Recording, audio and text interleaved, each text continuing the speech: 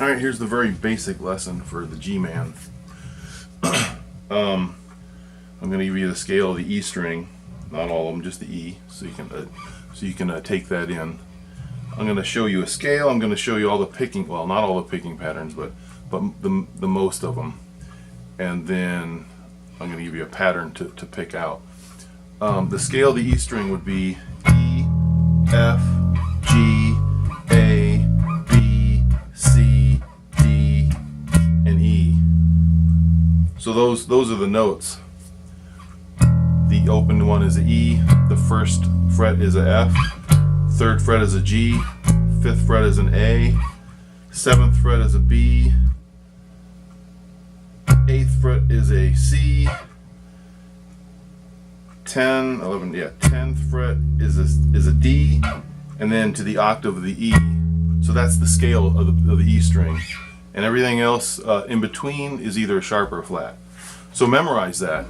E, F, G, A, B, C, D, E. Just like run that up and memorize that. And once you got it really memorized, then you can start on the other string. So picking patterns.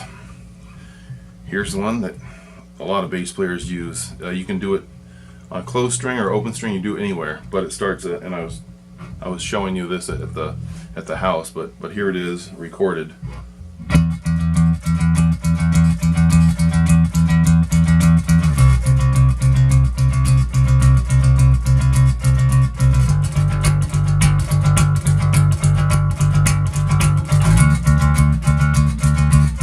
Or you go to open E. And like I said, that's a, I don't know what you call that, but if you speed it up, it's a Steve Harris gallop.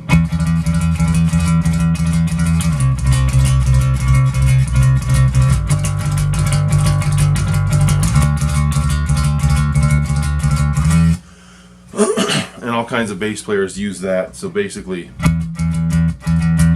the frets that you can play with is the 7th fret on the A string, 3rd fret on the A string, 3rd fret on the E string, and 5th fret on the A string.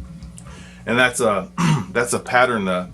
Those frets, there's a lot of patterns are created out. A lot of songs are created out of them. And you can descend, or you can start at the opposite. You can throw them together however you want. So that's the first picking pattern that you should work on.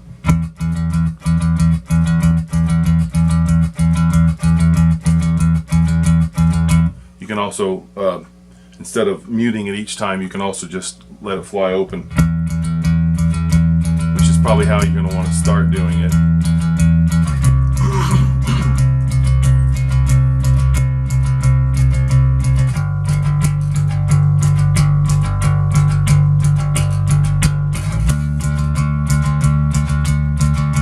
Different picking pattern would be straight.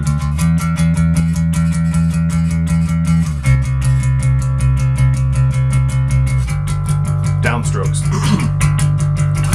So you definitely want to master this one.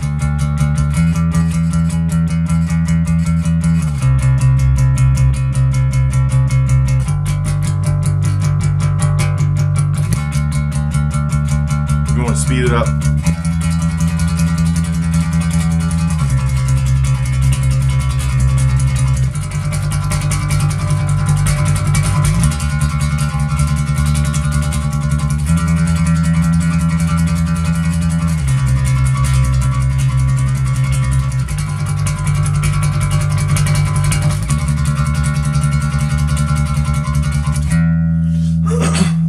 What kind of other picking patterns are there? Oh, it's the same one.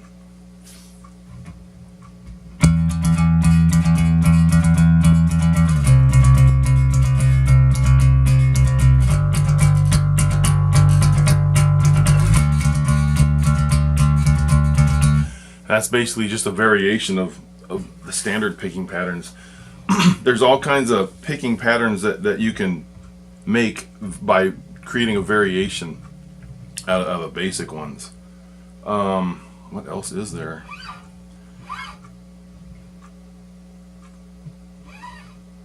Oh, let me think about that. Now I'm going to get to the scale that I was telling you about. Now I showed you to do these, remember?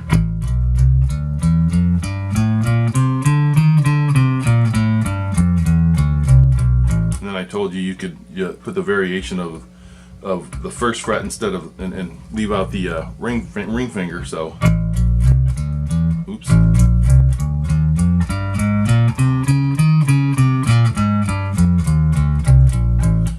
And I'm sure you've been working on that, and you can also alternate them. So,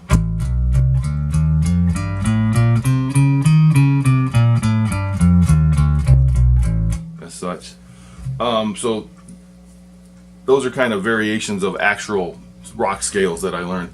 So here I'm going to teach you an actual rock scale. Let's start on the 5th fret, and I'll play it first, slow.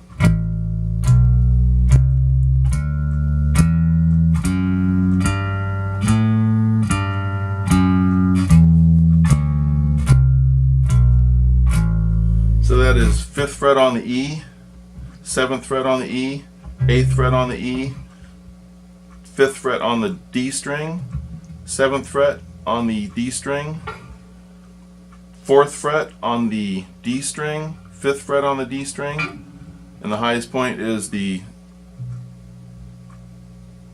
7th fret on the D string, and then back down to the 5th fret, to the 4th fret, to the 7th on the A string, to the 5th fret on the A string, to the 8th fret of the E string, to the 7th fret of the E string, and back down to the 5. So it would really slow.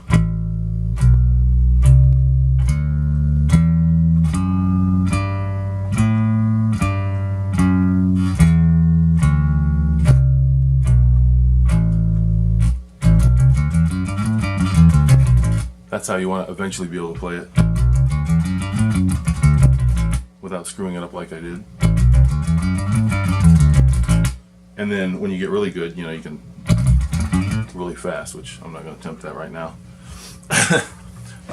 So back to picking patterns. What else is there? Bunch of variations, really. The pattern that I showed you, the E to the C to the G to the D, if you listen to it, you hear a lot of that in metal and also punk. Oh, that kind of picking pattern. So that was just the first one is downstroke, and that's the upstroke, downstroke, upstroke, downstroke. So it's like that.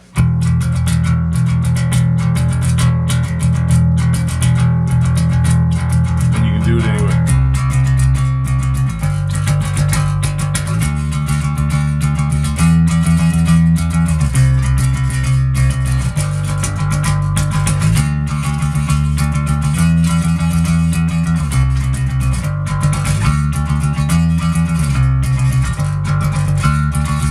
You can play with the time to shorten it or lengthen it. So I think that's about it. Anything else? Remember the scale: E, F, G, A, B, C, D, and E. And then up here is also, I don't know, I'm not as familiar, but all these notes up here are repetitions of down here. So like that's an E, that's an E, this would be an F, and so forth. So that's how that works. I think I'm just going to cut this video now until I think of anything else. Oh, actually, yeah, I did think of something. I just forgot it now. I'm going to give you an exercise that will work all 4 of your fingers. It's kind of like a lot of Geddy Lee stuff is all 4 of the fingers. And if you can learn to do this right off the bat, you'll be that much more familiar with that kind of stuff. So I'll play it for you really slow, and then I'll explain how to do it.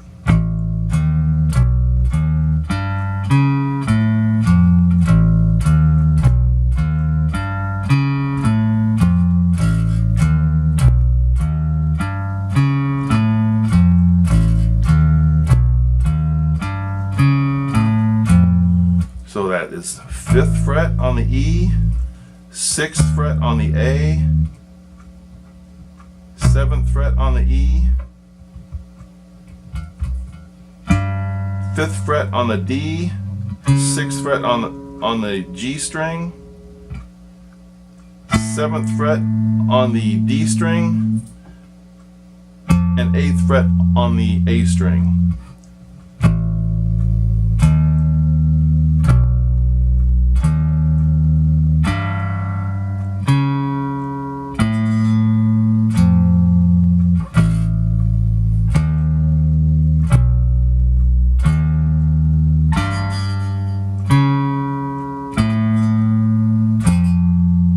So really fast.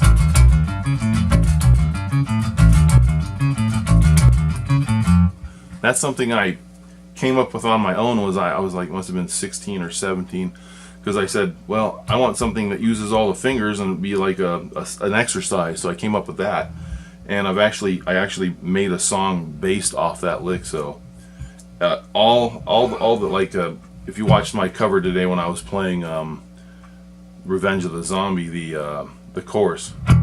Oh.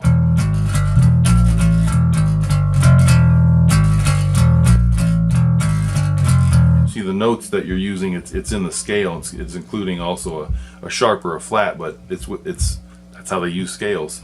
And you know, when I was first learning, they told me everything's based off a scale. I didn't really believe that. It didn't seem that true to me until years later, and then you realize that everything is based off scale. All right, well, that's it for now.